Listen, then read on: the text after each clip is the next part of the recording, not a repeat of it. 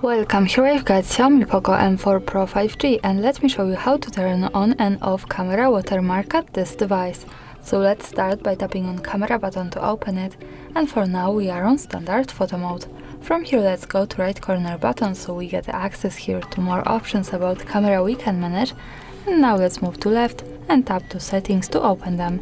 Here at the first page we have watermark option, so let's tap on it, and now we get access to more settings. Let me focus on the second one, device watermark. By using the button from the right we can easily turn it on and off as we need, so let me keep it turned on, and let's move back to camera now to take a picture to see Poco watermark on the real photo.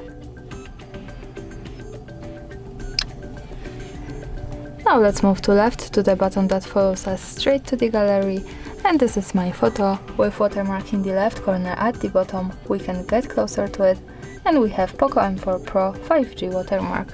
And of course when we don't need it, we have to move back to camera, right corner options, left settings, tap to watermark and turn it off here. That's all, thanks for watching, subscribe our channel and leave the thumbs up.